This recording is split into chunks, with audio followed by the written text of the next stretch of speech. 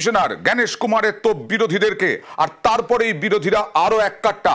আজকেও সংসদের ভেতরে এবং সংসদ চত্বরে কমিশনারদের ছবি ছাপিয়ে ব্যানার এবং হোর্ডিং, ব্যানার নিয়ে, পোস্টার নিয়ে তারা বিক্ষোভ দেখালেন। বিরোধী ইন্ডিয়া, যে ইন্ডিয়া বিরোধীদের, সেই ইন্ডিয়ার সাংসদরা বিক্ষোভ দেখালেন। কথা বলবো প্রতিনিধি মৈত্রেয়ীর সঙ্গে। মৈত্রেয়ী, আর তো মাত্র দুদিন, সংসদে তারা উত্তাল করলেন সংসদ চত্বর, প্রতিবাদ জানালেন, কিন্তু এর পরে কর্মসূচি কি? দেখো, একেবারে বিরোধীদের তরফ থেকে যেটা বক্তব্য, যে যতদিন পর্যন্ত সংসদ চলছে ততদিন সংসদে তারা এই বিষয়টা তুলতে থাকবেন এবং তারা আলোচনার দাবি জানিয়ে যাবেন, এবং যখন অধিবেশন শেষ হয়ে যাবে তারপরে একেবারে মাঠে ময়দানে নেমে তাদের প্রতিবাদ এবং আন্দোলন চলবে। ইতিমধ্যে আমরা জানি যে ভোটার অধিকার যাত্রা রাহুল গান্ধী শুরু করেছেন এবং সেই যাত্রা শেষ হতে চলেছে 1 সেপ্টেম্বর, যেটি হবে পাটনা, এবং সেখানে বিরোধীদের সমস্ত যারা সহযোগীরা রয়েছেন সমস্ত নেতৃত্বকে ব্যক্তিগতভাবে আমন্ত্রণ জানিয়েছেন রাহুল গান্ধী।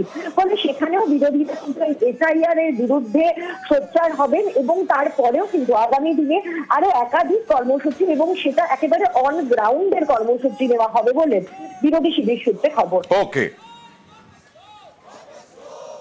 अफिडेविट जो ये मांग रहे हैं, ये तो बिल्कुल फिजूल की बात है। जैसे ही अफिडेविट आएगा वो बोलेंगे कि 45 दिनों के बाद दिया है तो ये उसको रद्द कर देंगे। ये सब बकवास है। सच्चाई का जवाब दें। 100 लोग जीरो एड्रेस पे क्यों हैं? ये सब चीजें, जितने भी सवाल उठाए हैं राहुल जी ने, उनका जवाब दें।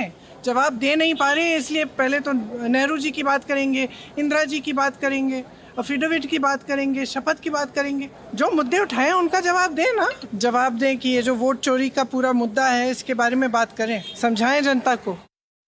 নির্বাচন কমিশন প্রকৃতপক্ষে বিজেপির একটা এজেন্সিতে পরিণত হয়েছে। এই যে ইলেকশন কমিশন চোর হে বা ভোট থিফ ইলেকশন কমিশন, বিভিন্ন ভাষায় পোস্টার ছিল। এসআইআর আসলে হচ্ছে সাইলেন্ট ইনভিজিবল রিগিং।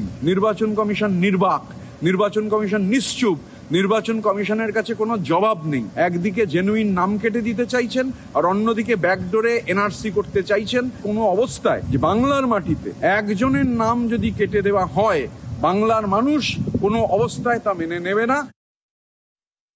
2021-এর নির্বাচন, 2024-এর নির্বাচন, তখন একবারও তৃণমূল কংগ্রেসের কথা বলে। যখন ওখানে এসআইআর শুরু হয়েছে বিহারে, তখন মুখ্যমন্ত্রী আজকে বলছেন যে নির্বাচন কমিশন চোর। মুখ্যমন্ত্রী যখন বিরোধী অবস্থানে ছিলেন তখন তো 28 লক্ষ ভোটারের নাম বাদ দিয়েছিল, তখন একবারও বলেননি নির্বাচন কমিশন চোর। আজকেই বলছেন অনুপ্রবেশ বলে কিছু নেই, সমস্ত বাংলাদেশিকে, সমস্ত মৃত ভোটারকে সবার নাম ভোটার লিস্টের মধ্যে রাখতে হবে।